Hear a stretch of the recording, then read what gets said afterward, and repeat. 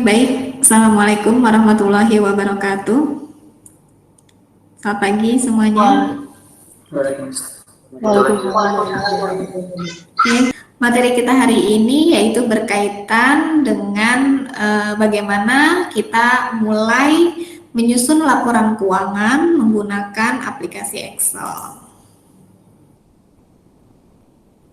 Saya bagikan dulu slide-nya.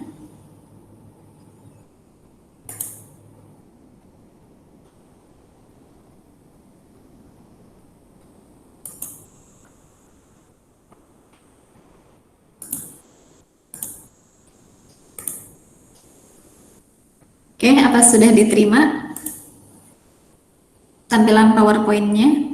Sudah, Bu. Sudah, Bu. Ya. Oke. Nah, di awal saya sudah menjelaskan bahwa inti dari materi yang akan kita bahas di mata kuliah aplikasi Excel ini adalah bagaimana kita membuat laporan keuangan menggunakan aplikasi Excel. Nah, di pertemuan pertama sampai dengan pertemuan ketiga kita sudah membahas fungsi-fungsi apa saja yang tersedia di dalam aplikasi Excel. Nah, kaitannya dengan proses pengerjaan laporan keuangan, nanti kita akan menggunakan fungsi-fungsi yang sudah kita pelajari di pertemuan pertama sampai dengan pertemuan ketiga. Nah, khususnya berkaitan dengan rumus fungsi tentang VLOOKUP, HLOOKUP, dan juga fungsi logikal. Nah, sekarang saya mengingatkan kembali apa sih yang dimaksud dengan laporan keuangan dan tujuan kita membuat laporan keuangan itu tuh apa. Jadi sebenarnya laporan keuangan itu adalah suatu data yang berisi tentang ringkasan data-data keuangan perusahaan, di mana data-data tersebut merupakan hasil dari suatu proses pencatatan atas transaksi-transaksi yang terjadi selama satu periode. Nah, laporan keuangan ini dibuat untuk apa? Dibuat tujuannya adalah untuk menyajikan informasi keuangan kepada pihak-pihak yang berkepentingan.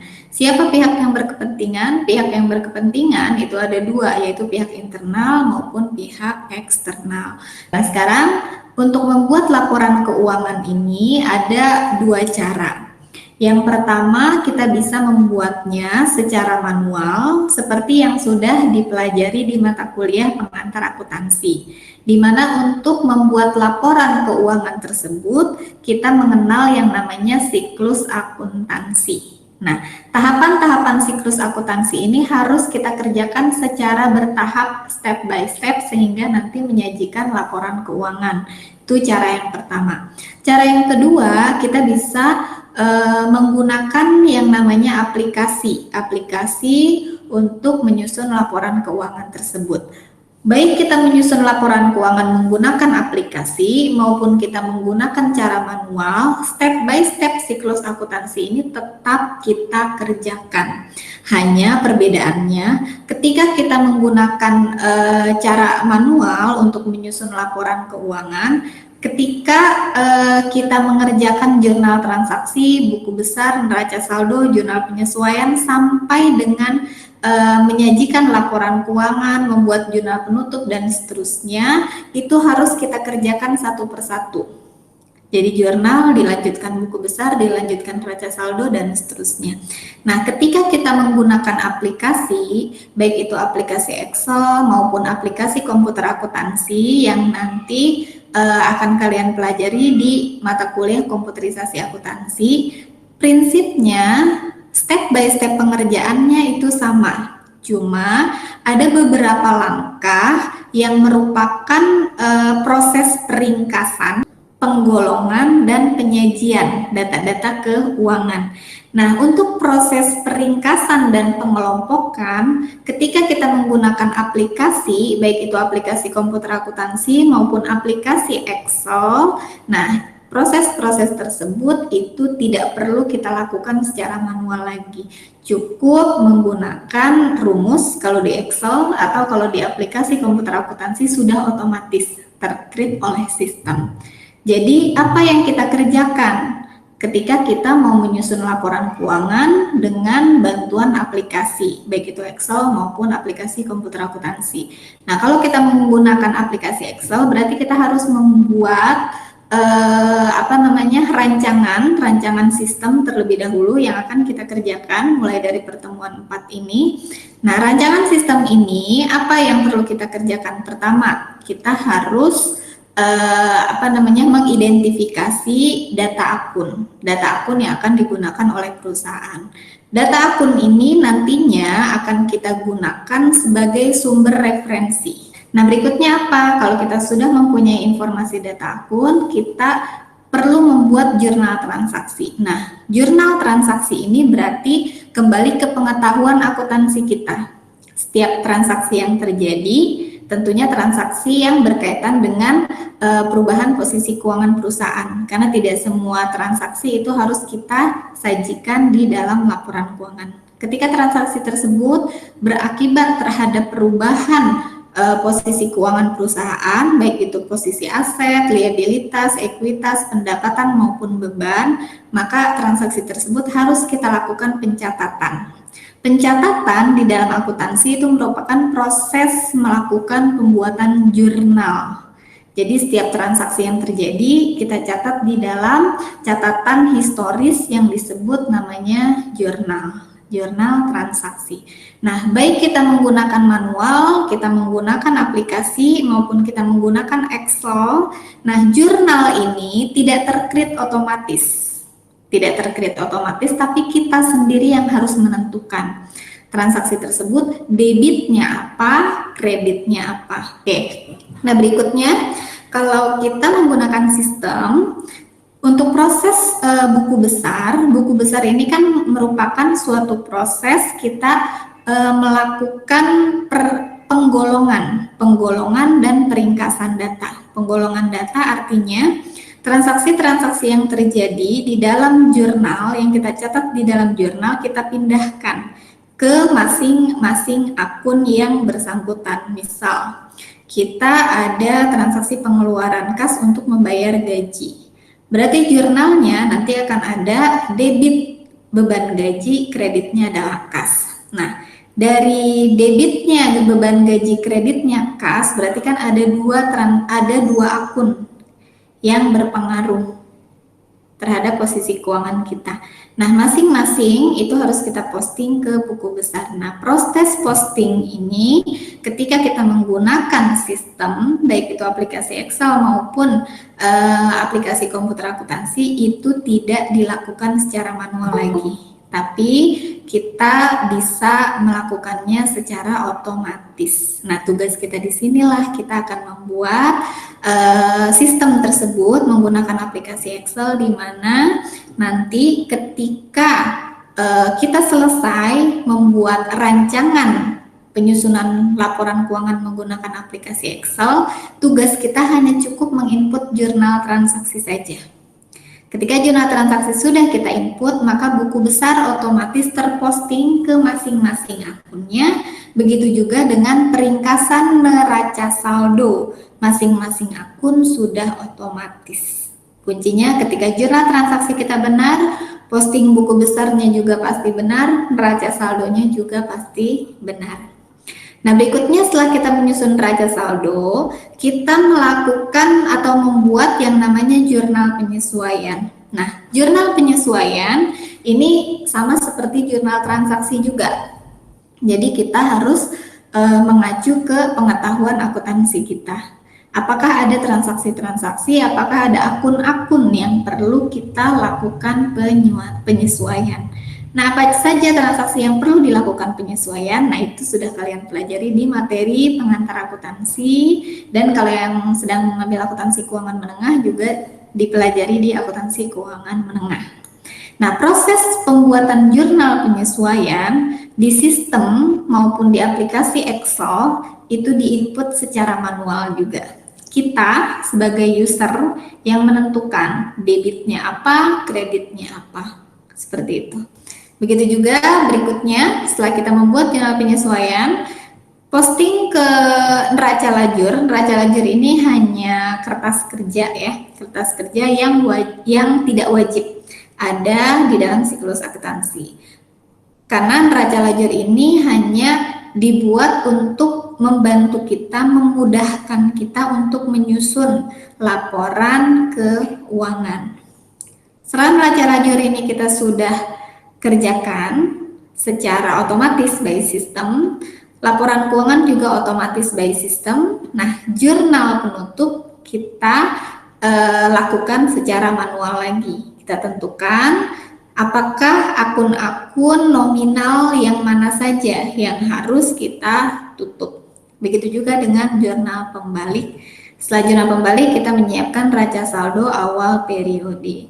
Nah, dari siklus akuntansi ini, ketika kita menggunakan dengan cara sistem ataupun aplikasi, nah yang perlu kita lakukan hanya 3 langkah. Pertama, menyiapkan dulu kode rekening. Kalau di dalam sistem akuntansi, komputerisasi akuntansi, itu ada yang namanya kita membuat data awal, setup data awal perusahaan. Nah, tapi kalau kita menggunakan aplikasi Excel, data awalnya cukup kita sediakan di data rekening beserta saldo awal masing-masing akunnya. Berikutnya yang kedua, kita mencatat jurnal untuk setiap masing-masing transaksi. Ketiga, kita membuat jurnal penyesuaian terhadap akun-akun yang membutuhkan penyesuaian. Yang berikutnya adalah membuat jurnal penutup dan jurnal pembalik apabila diperlukan, ya. Jadi dengan kata lain, ketika kita menggunakan aplikasi Excel maupun aplikasi komputer akuntansi, itu hanya merupakan alat bantu kita untuk menyederhanakan kita dalam menyusun laporan keuangan, ya. Tapi intinya kita harus punya pengetahuan akuntansi supaya laporan keuangan yang disajikan by system tersebut akan menghasilkan angka yang sesungguhnya, gitu ya. Oke, nah sekarang kita akan membahas tadi di awal saya jelaskan bahwa langkah pertama kita ketika kita mau membuat sistem penyusunan laporan keuangan menggunakan aplikasi Excel, kita harus membuat klasifikasi akun terlebih dahulu. Nah, klasifikasi akun di sini mengacu ke klasifikasi akun atau klasifikasi rekening berdasarkan akuntansi. Di mana seperti yang kita ketahui bahwa ada 5 kelompok akun yang tersedia di dalam akuntansi, yaitu akun kelompok aset, kewajiban, ekuitas, pendapatan, dan biaya atau beban, ya. Nah, jadi setiap rekening perkiraan kita harus membuat klasifikasi dulu untuk masing-masing jenis akun. Akun aset apa saja, akun kewajiban apa saja, akun ekuitas apa saja, pendapatan apa saja, dan biaya apa saja, seperti itu ya. Nah, berikutnya. Nah, untuk masing-masing ini mengingatkan saja ya, karena kalian sudah belajar di materi pengantar akuntansi. Nah, berikutnya untuk masing-masing akun, itu kan di dalam laporan keuangan akan menyajikan saldo masing-masing akun. Nah, saldo masing-masing akun itu memiliki yang namanya saldo normal. Jadi artinya dalam kondisi normal, saldo akun tersebut pasti berada di posisi mana? Posisi debit atau posisi kredit. Karena di dalam akuntansi kita mengenal yang namanya sistem pencatatan berpasangan. Setiap transaksi yang terjadi, kita catat ke dalam jurnal. Pencatatan jurnal itu menganut sistem berpasangan di mana pasti ketika transaksi terjadi ada satu akun yang posisinya di debit dan ada satu akun yang posisinya di kredit, gitu ya. Nah, sekarang mengingatkan kembali untuk masing-masing jenis akun. Pertama, aset. Kalau akun yang masuk ke dalam kriteria atau klasifikasi aset, maka saldo normalnya dia pasti ada di debit, ada di sebelah kiri. Contoh, kas bank, piutang, persediaan, investasi, itu semuanya saldo normalnya pasti ada di sebelah debit. Sedangkan untuk kewajiban Kewajiban ini adalah contohnya hutang dagang, hutang wesel, hutang jangka panjang. Nah, itu semuanya saldo normalnya posisinya ada di sebelah kredit. Ya, saldo normalnya ada di sebelah kredit. Nah, berikutnya ekuitas. Ekuitas dia juga sama seperti liabilitas, di mana akun ekuitas ini biasanya terdiri dari pertama modal, yang kedua adalah laba ditahan, yang ketiga adalah dividen atau privka, tergantung jenis usahanya. Dividen dan privka itu adalah pembagian laba kepada pemegang saham kalau memang bentuk usahanya itu adalah badan usaha seperti PT.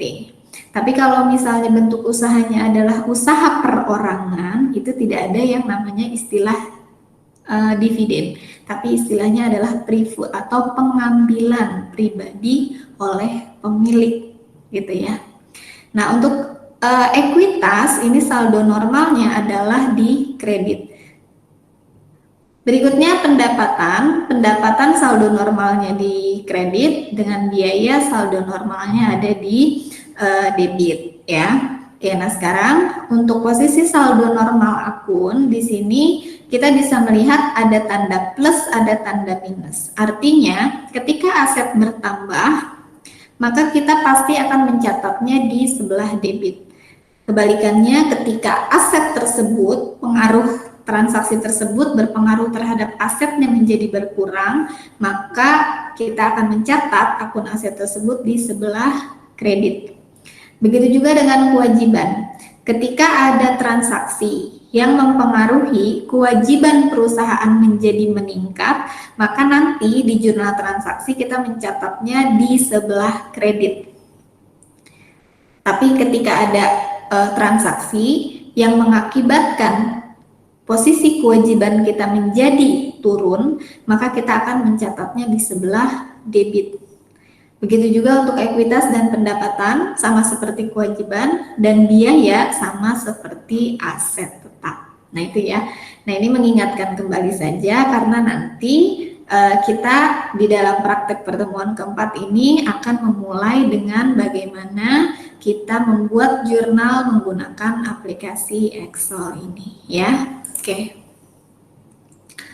Nah, berikutnya transaksi bisnis itu merupakan sebuah peristiwa atau kejadian yang bernilai ekonomis yang dilakukan dan dijalani perusahaan serta menyebabkan perubahan kondisi perusahaan terutama kondisi keuangan.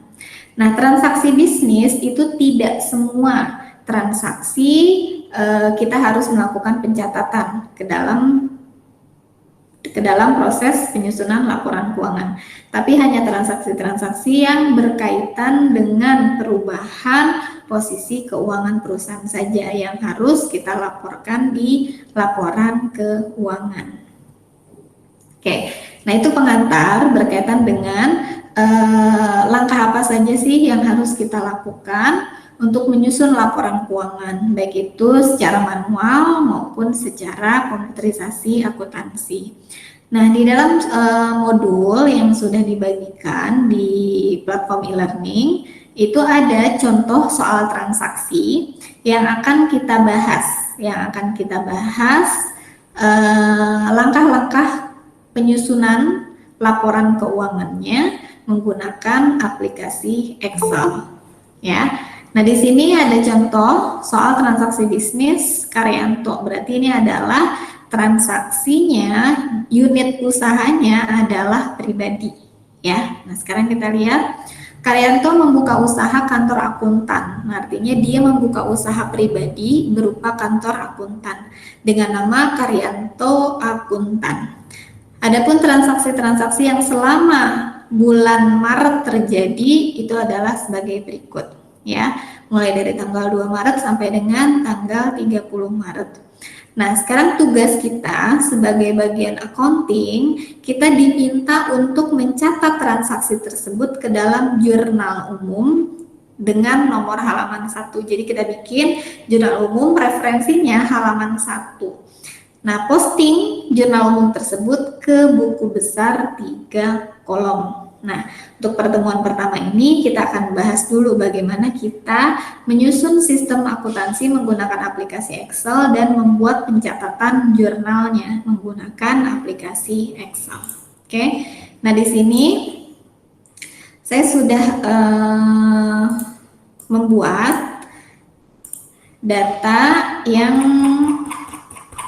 disajikan di dalam soal. Jadi di dalam soal itu sudah disajikan informasi saldo awal masing-masing akun per tanggal 1 Januari 2018.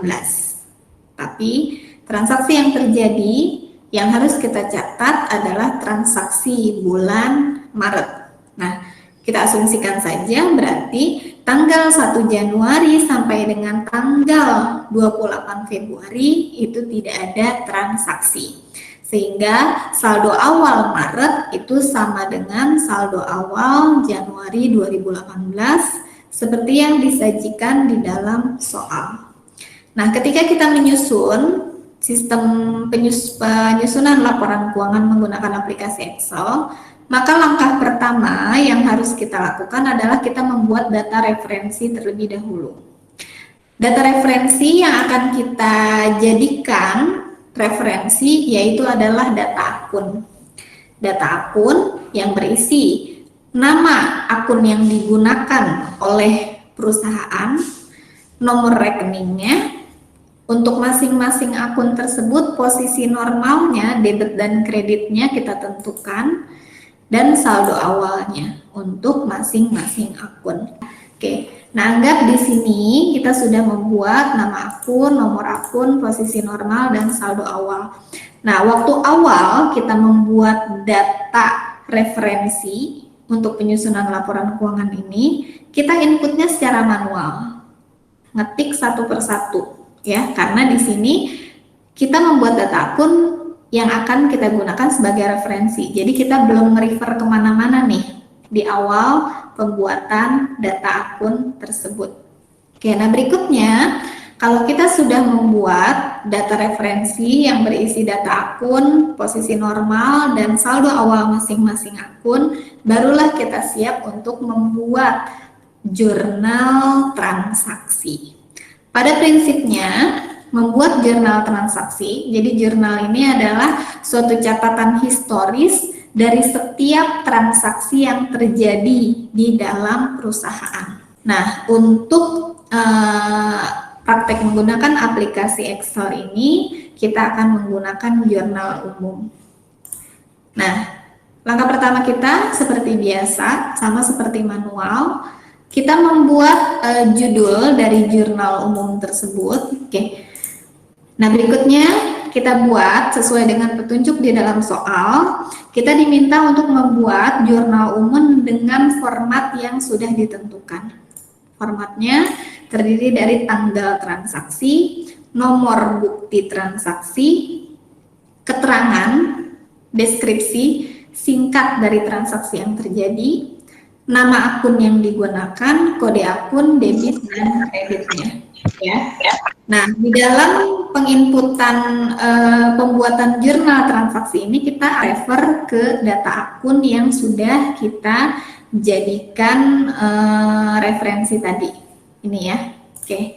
Nah, sekarang untuk membuat jurnal umum, yang pertama, ketika kita mau mencatat jurnal transaksi, berarti kita harus tahu pengetahuan akuntansi berkaitan dengan pencatatan setiap transaksi yang terjadi. Dalam hal ini, setiap transaksi yang terjadi akan dicatat ke dalam minimal satu akun debit dan minimal satu akun kredit. Nah, di sini yang pertama kita lakukan untuk kolom nama akun ini, kita akan membuat kolom ini agar bisa diisi secara otomatis. Yaitu caranya dengan cara kita blok kolom, lalu kita pilih di bagian atas ini, kita pilih menu data, ya, kita pilih menu data, lalu kita klik data validation.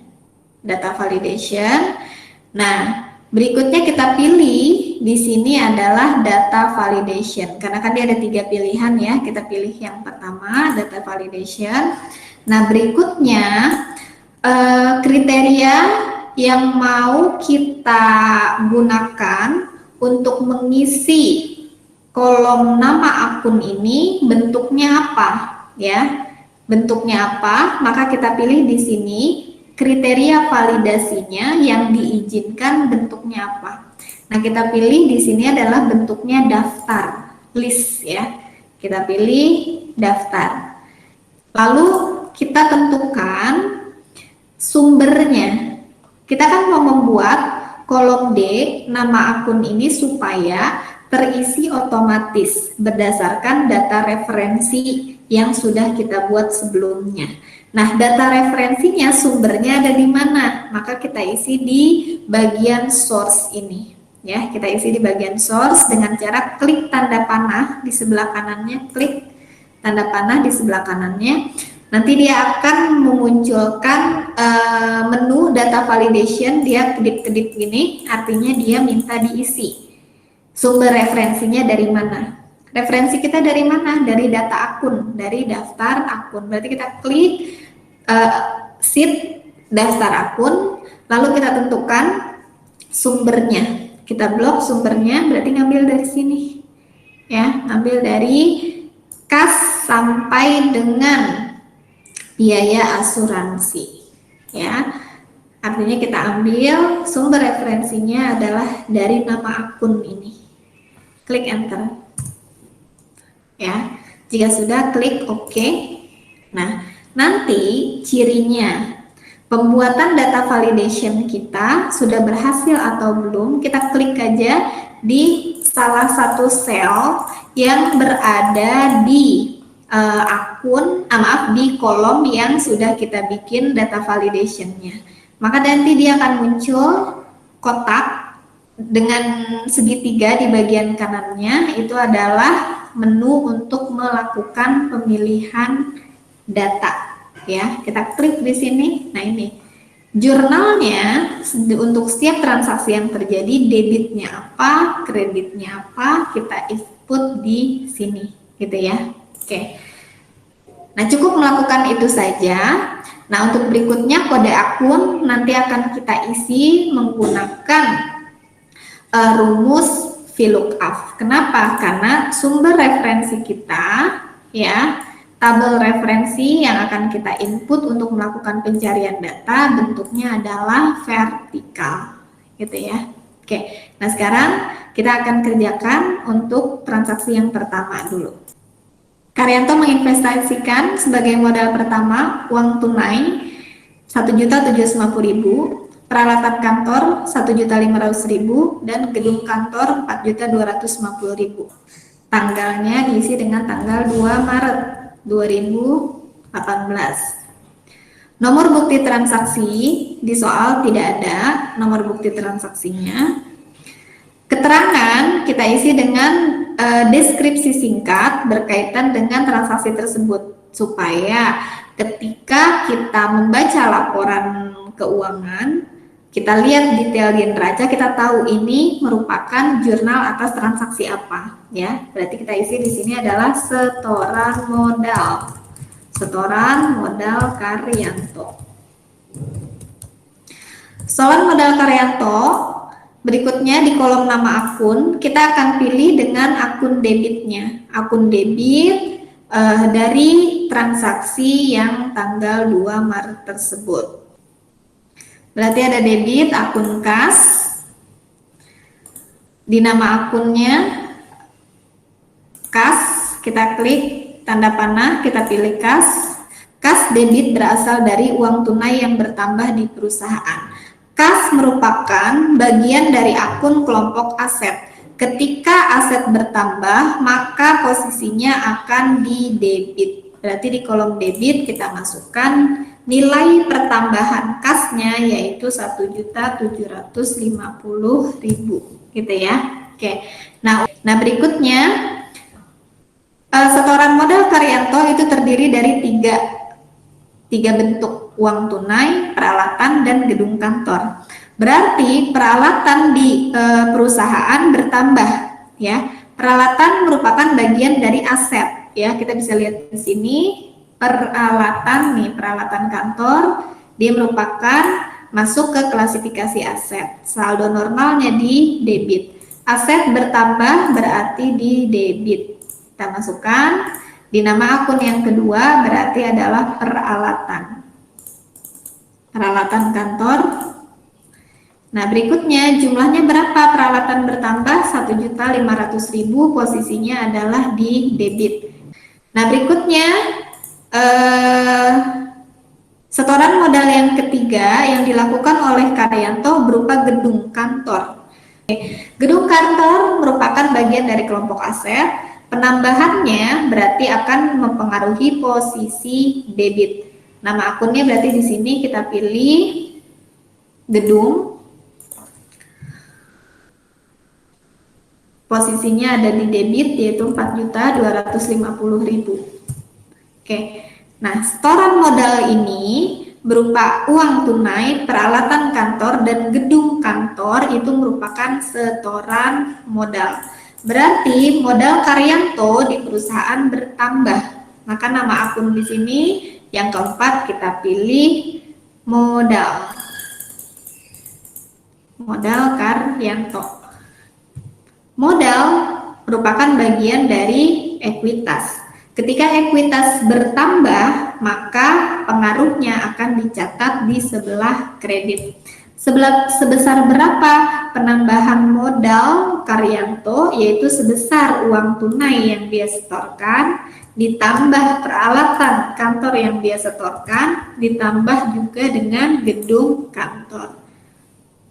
Nah, pastikan total debit dan total kredit ketika kita menginput transaksi itu sudah benar, ya, sudah balance antara debit dan kreditnya. Nah, berikutnya untuk mengisi kolom kode akun, ya, kolom kode akun ini juga harus diisi. Nah, pengisiannya kita akan menggunakan rumus VLOOKUP untuk menginput kode akun ini supaya terisi otomatis, ya. Kita klik sama dengan, lalu kita gunakan rumus fungsi VLOOKUP karena referensi kita merupakan tabel yang berbentuk vertikal. Lalu kita pilih kata kuncinya, lookup value-nya yaitu dari nama akun. Jadi artinya kalau ada nama akun yang seperti yang kita pilih di D5 ini, maka dia akan terisi kode akunnya berapa. Jadi kata kuncinya ngambil dari kolom nama akun, ya. Kita klik tanda titik koma, lalu kita pilih tabel referensinya. Ini tabel array. Tabel referensinya berarti ngambil dari sini, dari daftar akun. Kita klik sheet daftar akun, lalu kita akan blok. Kita akan blok, terserah mau di blok 2 kolom boleh, di blok semuanya juga boleh. Misalnya saya blok semuanya deh, semua dari kolom nama akun, nomor akun, posisi normal, dan saldo awal. Oke, kalau sudah tabel array-nya kita pilih, jangan lupa, saya ingatkan kembali, setelah kita memilih tabel array, kita klik F4 di komputer kita, di keyboard kita, supaya nanti dia akan membuat range data absolut dengan ada tanda dolar-dolar seperti ini. Oke, jika sudah, kita klik lagi titik komanya, lalu kita pilih kolom berapa yang akan menjadi referensi kita untuk diinput di kolom kode akun. Kolom berapa? Yaitu kolom kedua. Karena tadi kita ngeblok 1, 2, 3, 4. Berarti kita pilih kolom 2, titik koma lagi. Seperti biasa kita pilih false, yaitu mengambil range lookup yang paling sesuai, yang sangat sesuai. Oke, kita tutup, enter. Maka otomatis terisi kode akunnya sesuai dengan kode akun atas nama akun yang ada di kolom D. Lalu kita copy aja untuk akun yang kedua, ketiga, dan seterusnya. Gitu, ya. Oke, nah sekarang Untuk tanggal, perbedaannya untuk tanggal, ketika kita menginput jurnal umum secara manual, cukup kita input sekali satu tanggal untuk setiap transaksi. Tapi kalau kita menginput secara komputerisasi akuntansi menggunakan aplikasi Excel, maka tanggal harus kita isi untuk setiap akun yang ada. Gini, ya. Tinggal kita copy saja. Transaksi yang kedua yaitu tanggal 5 Maret 2018. Lihat transaksi yang kedua. Kantor Akuntan Karyanto melakukan pembelian tunai suplai kantor seharga 200.000. Jurnalnya bagaimana? Perlengkapan di debit, kas di kredit, Bu. Perlengkapan debit, lalu kas di kredit. Oke, berarti di sini kita isi keterangannya adalah pembelian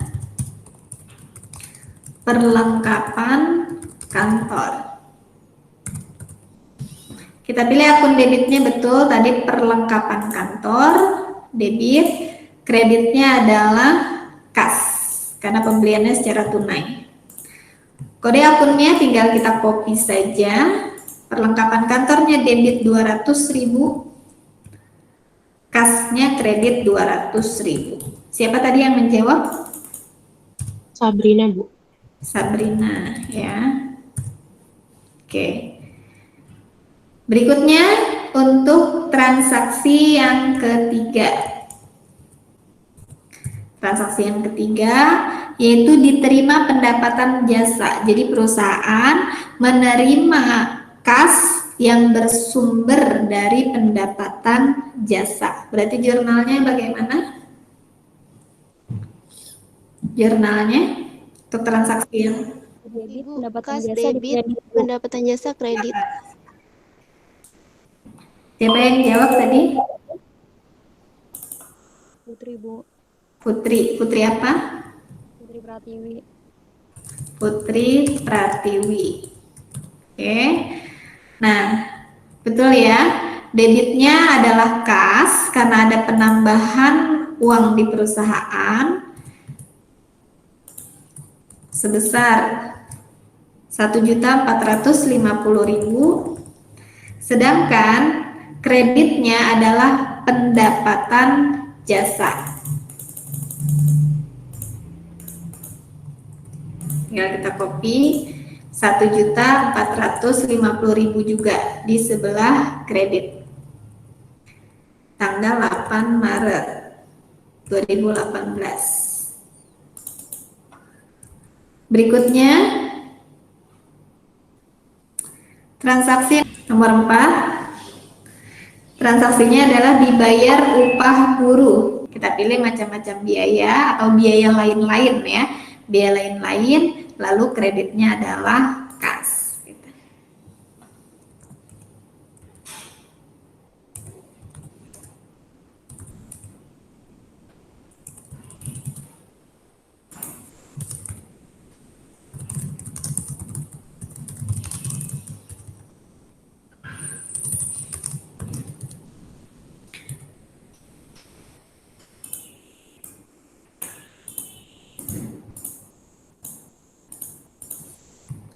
Kita copy untuk kode account-nya, masukkan di sininya 30.000. Siapa tadi yang jawab atas nama?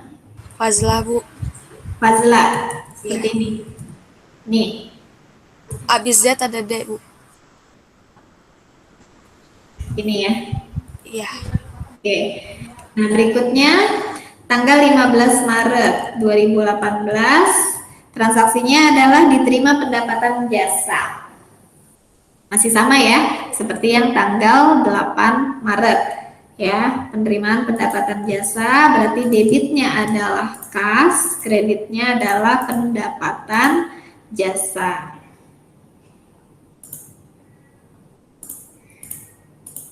Untuk kolom kode akunnya kita copy.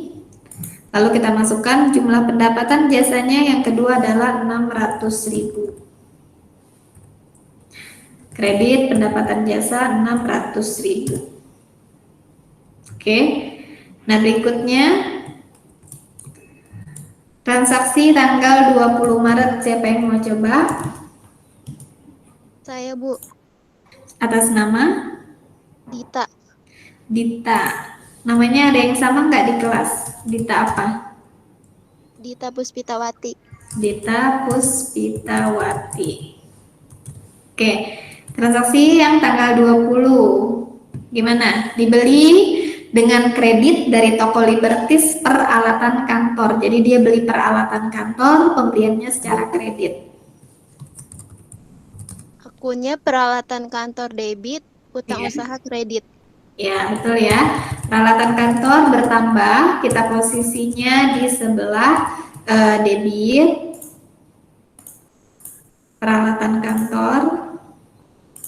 Kreditnya, karena pembeliannya secara kredit, maka kita pilih utang usaha.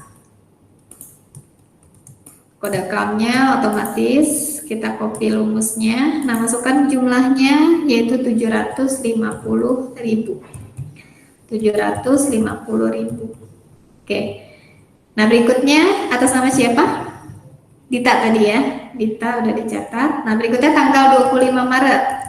25 Maret 2018. Dibeli dengan kredit dari toko Nauli, supply kantor. Pembelian kredit perlengkapan kantor. Jurnalnya apa?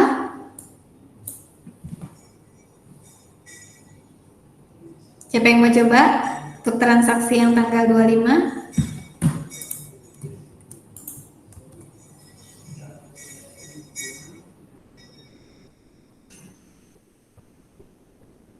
Ayo. Ada yang coba? Nggak ada? Oke, kalau nggak ada berarti di sini debitnya kita pilih perlengkapan kantor, kreditnya adalah utang usaha. Sama seperti tadi, cuma bedanya kalau tadi beli peralatan, nah kalau yang ini belinya adalah perlengkapan. Nilai pembeliannya adalah 300.000. Perlengkapan bertambah 300.000. Lalu utang usaha bertambah sebelah kredit 300.000. Berikutnya tanggal 27 Maret. Kita pilih di sini dibayar beban kebersihan ya. Bayar beban kebersihan. Bayar beban kebersihan kepada petugas pemerintah daerah. Nah, sekarang kita lihat daftar akunnya. Ada nggak beban untuk biaya kebersihan, gaji, sewa, advertensi, iklan, kendaraan, macam-macam biaya, perlengkapan, penyusutan, dan asuransi. Tidak ada ya, berarti kita bisa masukkan ke macam-macam biaya saja. Jadi debit macam-macam biaya, kreditnya adalah kas, nilainya 150.000.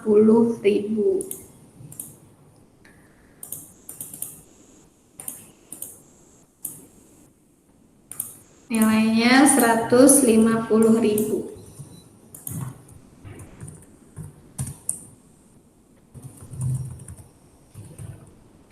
Nah, berikutnya tanggal 28 masih sama seperti transaksi sebelumnya ya, diterima pendapatan jasa, berarti kas di debit, kreditnya adalah pendapatan jasa.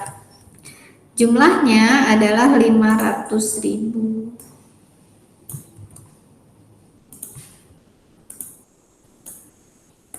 Kas debit, pendapatan jasa.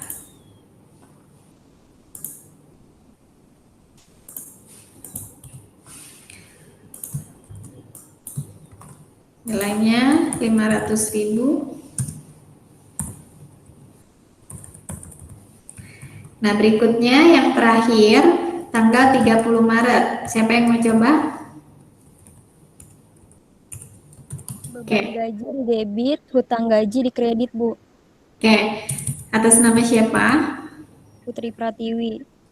Putri Pratiwi. Oke, nah sekarang kita lihat Dibayar beban gaji yang akan dibayarkan bulan depan. Berarti kita di sini melakukan akruan biaya gaji. Gaji untuk bulan Maret belum dibayarkan, baru akan dibayarkan bulan depan. Berarti karena di dalam akuntansi menganut prinsip yang namanya accrual basis, jadi setiap biaya harus dilakukan pencatatan saat terjadinya. Jadi walaupun gaji ini belum dibayar, tetap kita harus melakukan pencatatan. Kita pilih akruan beban gaji Maret.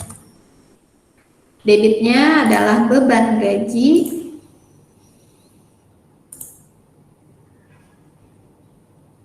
dan komisi. Kreditnya adalah utang gaji dan komisi. Nilainya 300.000 sesuai dengan informasi di dalam soal. Oke. Nah, berikutnya tidak ada lagi transaksinya. Untuk transaksi berikutnya, untuk pekerjaan berikutnya berarti kita harus memastikan apakah jurnal yang sudah kita buat ini sudah benar atau belum. Nah, untuk jurnal, memastikan bahwa jurnal ini sudah sesuai, salah satunya kita bisa melihat dari total debit dan total kreditnya. Ya, jumlah debit dan jumlah kredit itu harus sama. Ketika ada yang tidak sama, jumlah debit dan jumlah kreditnya, maka berarti ada transaksi yang tidak benar kita melakukan penjurnalannya. Bisa jadi salah posisi debit kredit, bisa jadi kita salah mengetikkan akun, ya. Oke. Nah, sekarang kita bikin kontrol di bagian atas untuk memastikan apakah jumlah debit dan kredit untuk tabel jurnal umum ini sudah benar atau belum, ya. Nah, ini kalau kita ingin supaya ketika kita scroll ke bawah, judul laporannya itu tetap terlihat, kan kalau kayak gini kita nggak kelihatan nih judul laporannya. Kalau kita ingin judul laporannya ini tetap terlihat walaupun kita men-scroll ke bawah, itu caranya kita blok dulu di nomor baris yang mau kita jadikan pembatas. Jadi artinya mulai dari nomor 5 ke atas, ketika kita scroll ke bawah dia akan tetap muncul. Kita klik dulu di baris nomor 6, lalu kita klik view. Kita klik menu view, lalu di bagian menu view tersebut ada freeze pen. Freeze pen, kita klik tanda panah, lalu pilih aja freeze pen. Ya, di freeze. Nah, ini supaya nanti kalau kita scroll judulnya itu masih tetap kelihatan gitu ya. Oke, nah sekarang kita jumlahkan total debit dan kreditnya berapa. Bu, kenapa jumlah debit dan kreditnya nggak tulis di bawah aja? Nah, kita tulis di atas, tujuannya supaya ketika kita transaksinya banyak kita tetap bisa melihat kontrol di bagian atas gitu ya. Oke, kita klik sama dengan sum di total debit, lalu kita blok untuk seluruh nilai yang tercantum di dalam kolom debit. Enter. Begitu juga dengan total kredit. Kita klik sum, kurung buka, lalu kita blok. Enter. Bu, ketika kita ngeblok, apakah itu harus sampai dengan transaksi terakhir saja? Nah, kalau transaksinya ini berlanjut menggunakan formulir yang sama untuk transaksi berikutnya, kita bisa memperluas range penjumlahannya. Misal dari 29 sampai dengan dari 27 sampai nomor 30 misal. Ini juga sampai dengan G30. Nah, untuk memastikan di sini kita akan membuat rumus logical. Apabila total debit dan kreditnya sama, maka di sini akan muncul tulisan oke. Tapi kalau misalnya antara debit dan kreditnya tidak sama, maka di sini akan muncul tulisan misalnya false, salah gitu ya. Oke. Kita gunakan rumus if ya untuk membuat logicalnya, sama dengan if kurung buka.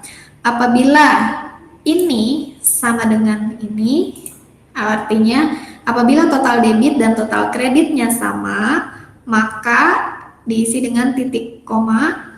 Kita akan mengisinya kolom G ini dengan kata-kata oke. Ya. Jangan lupa ditambahkan tanda petik 2. Jika tidak, artinya jika antara debit dan kredit totalnya tidak imbang, maka di kolom G ini dia akan menampilkan angka false misalnya. Gitu ya. Oke. Jika sudah, kita tutup. Enter. Nah, ini muncul oke, ya. Nah, berikutnya misal kita masukin nih, ada transaksi berikutnya tanggal 31 Maret 2018. Ini di luar ya. Misal ternyata ada transaksi penerimaan piutang dari ada piutang nggak ya? Kita lihat dulu saldonya di neraca saldo awal. Piutang ada 16 juta. Ini kan ada saldo awal piutang 16 juta. Nah, misal ada penerimaan piutang. Berarti penerimaan piutang itu kan jurnalnya, debitnya adalah kas, ya. Kita tulis di sini kas. Debitnya misal penerimaan piutang 100.000. Enter. Nah, maka di kolom kontrol kita dia akan muncul tanda false, artinya debit dan kreditnya tidak imbang. Kenapa tidak imbang? Karena di sini kita sudah memasukkan angka debit, tapi kreditnya belum ada, gitu. Nah, berikutnya kita masukkan penerimaan piutang, berarti kreditnya piutang dagang. Kode akunnya kita masukkan di sini. Piutang berkurang, berarti ada di sebelah. Kredit, enter, gitu ya. 100.000. Nah, maka kontrol kita, menu kontrol kita akan berubah lagi menjadi oke. Gitu ya, ini saya hapus saja karena tidak ada di transaksi kita. Oke. Nah, itulah cara kita untuk membuat atau mengisi jurnal umum secara otomatis menggunakan aplikasi Excel. Nah, jurnal umum otomatis ini saya ulangi lagi. Pertama, kita harus membuat ini data referensi yang berisi nama akun, nomor akun, posisi normal. Nah, sebenarnya kalau posisi normal ini nanti akan kita perlukan ketika kita mau membuat buku besar, ya. Nah, sekarang belum kita butuhkan waktu kita mengisi jurnal umum.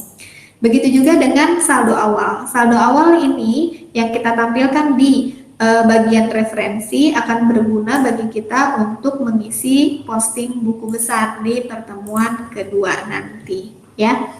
Nah, berikutnya kita menentukan kolom nama akun supaya terisi otomatis dengan cara mengisi data validation. Kita blok dulu kolom yang mau kita isi dengan mengambil referensi dari sumber data lain, lalu kita pilih menu data.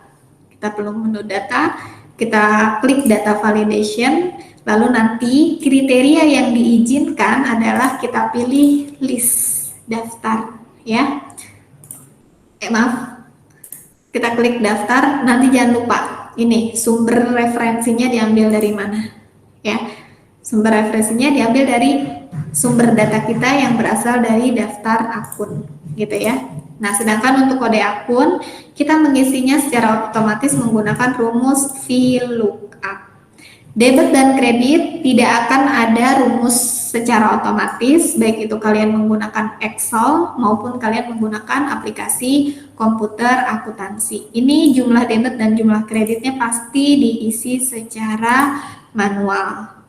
Nah, tahapan berikutnya yang akan kita bahas di minggu berikutnya adalah melakukan posting ke buku besar. Posting ke buku besar artinya memindahkan masing-masing akun debit dan akun kredit untuk setiap transaksi ke buku besar masing-masing akun, ya. Nah, untuk tahapan tersebut nanti akan kita gunakan cara otomatis menggunakan aplikasi Excel. Jadi kita mendesain dulu form untuk buku besar gimana supaya dia bisa menarik data otomatis dari jurnal umum seperti itu, ya. Oke. Berarti berkaitan dengan jurnal hari ini sudah selesai. Nah, tadi saya sudah upload juga di e-learning. Ada soal tugas. Nah, tugas ini kalian kerjakan. Kebetulan di sini merupakan soal keseluruhan berkaitan dengan ada neraca saldonya, buku pembantunya untuk beberapa akun seperti piutang, hutang, dan persediaan. Lalu disajikan transaksi dan juga jurnal penyesuaian. Nah, untuk pertemuan keempat ini, kalian diminta untuk membuat jurnal yang tadi sudah saya jelaskan menggunakan aplikasi Excel. Artinya, dari soal ini nanti kalian hanya menggunakan data sampai di transaksi ke-10 saja. Soal yang sama nanti akan kita gunakan juga untuk tugas di pertemuan kelima, yaitu buku besar, dan pertemuan keenam yaitu neraca saldo buku besar, dan seterusnya sampai kita ke materi berkaitan dengan menyusun laporan keuangan ya. Jadi menggunakan soal tugas yang sama karena ini udah disediakan sampai ke data penyesuaian akhir periode gitu ya. Oke, tapi yang disubmit di pertemuan keempat hanya baru sampai jurnal aja sesuai dengan materi yang kita bahas hari ini. Oke, ada pertanyaan? Sampai dengan di sini?